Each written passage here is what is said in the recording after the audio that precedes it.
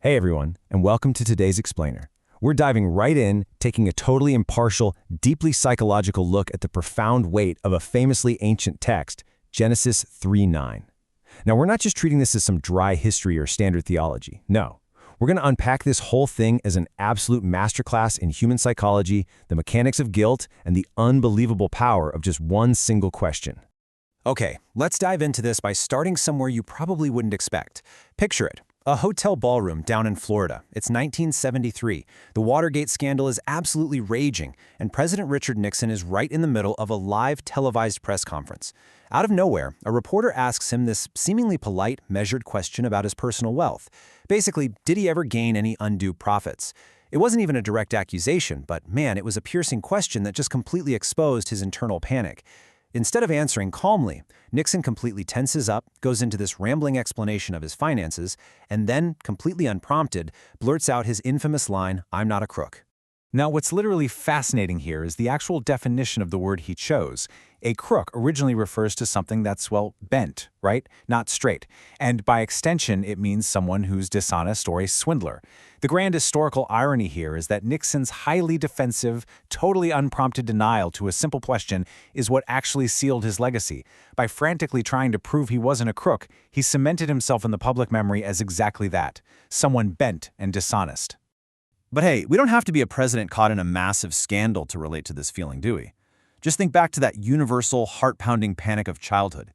Imagine sneaking a little cash out of your mom's wallet.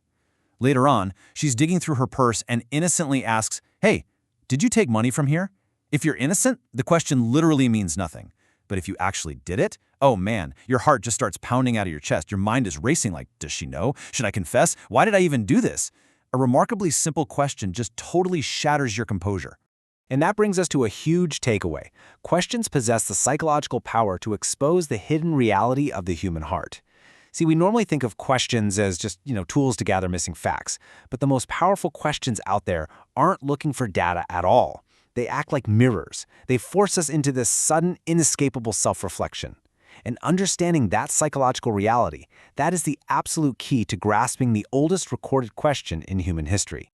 Part 1. Hiding in the Garden. Let's move to the text and see how this builds, looking at the psychological domino effect of humanity's actions in the Garden of Eden. Step 1. They break the one rule and eat the forbidden fruit. Step 2. Their eyes are opened. Step 3. They look at themselves and are hit with a sudden, crushing sense of deep shame. Step 4. They scramble to cover themselves up by making fig leaves. And finally, step 5. They hide among the trees to avoid their creator.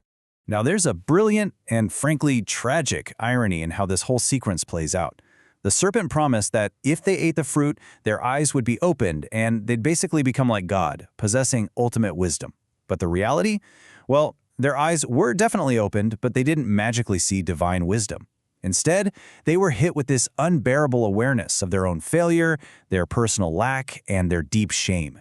Before this exact moment, being fully exposed wasn't a threat at all, because their relationship with the Creator was perfectly whole. But now, vulnerability is absolutely terrifying. And it's right in the middle of that terrifying vulnerability that we hit the central anchor of our explainer. God walks into the garden and calls out to a hiding humanity with one inescapable, echoing question: where are you? Part 2. Not an interrogation. The divine twist. So the crucial point here is that we have to contrast human motives with divine motives. Think about it. When the reporter asked Richard Nixon a question, it was to uncover hidden facts and maybe even to condemn him. Human questions are almost always about discovery or interrogation. But God is completely omniscient. He already knew exactly where Adam and Eve were physically hiding. He knew exactly what they'd done, and he knew the terrifying shame they were feeling. So why even ask? Well, it's because God's questions are designed to invite and restore. He wasn't acting as a detective here. He was acting as a rescuer. And there's this really beautiful detail hidden in the text that scholars highlight to back this up. The text actually says, God arrived in the cool of the day. Many scholars interpret this specific phrasing as God's routine time for fellowship. I mean, he didn't bust into the garden in the middle of the night like a wrathful SWAT team. He arrived at his usual time for their usual walk. It was a profoundly comforting sign. It was essentially God saying, hey, even though you've fallen, I haven't abandoned our routine. I'm still right here for you. Because of that, when God asks, "Where are you?" he's clearly not asking for GPS coordinates. This inquiry is a profound psychological invitation. He's really asking things like, what is your current spiritual state? Who are you actually standing before? And where are your choices currently leading you?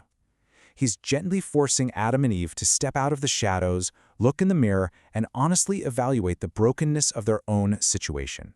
And you might be wondering, why is that even necessary? Well, because true healing always starts with an honest acknowledgement of our current broken reality. It's like they say, you can't fix a problem you refuse to admit exists. Unless humanity stops hiding behind the trees and stops clutching onto their fragile excuses, true restoration cannot possibly begin. Part 3. An invitation to grace. And this brilliantly illustrates the ultimate resolution found in the text. When humanity realized its shame, their knee-jerk reaction was to create fig leaves. Now, fig leaves represent human effort, right? They're temporary, they're incredibly fragile, and ultimately, they're just a cheap evasion of the real issue. But look at how God responds. He replaces those leaves with garments of skin. This represents divine grace. It's permanent, it's lasting, but crucially, it requires a sacrifice. An animal literally had to lose its life to properly cover humanity's shame. It's a profound shift from our frantic, messy attempts to hide to simply accepting a lasting grace provided by the Creator. But let's bring this ancient text right into the present day, shall we? We might not be hiding behind literal bushes or sewing actual fig leaves together anymore, but man, we are just as creative at hiding from honest self-reflection today. We all wear modern fig leaves. We hide behind the excuse of being constantly too busy. We promise ourselves we'll totally deal with our spiritual or psychological baggage later when things magically calm down. Or, ironically enough, we even hide behind religious service, keeping ourselves so relentlessly active in church activities that we never actually have to sit still and face our own brokenness. Which leaves us with the ultimate takeaway today. That ancient, echoing question wasn't just for Adam and Eve in a garden thousands of years ago. It's a mirror being held up to every single one of us right now. If you strip away the busyness, strip away the excuses, and strip away all the modern fig leaves you're using to cover up your own vulnerabilities, if you had to answer with complete, uncomfortable honesty, where are you right now? Take a moment to really reflect on that today. Thank you so much for joining me on this explainer, and I truly hope it sparked a genuine desire to look a little deeper. Catch you next time.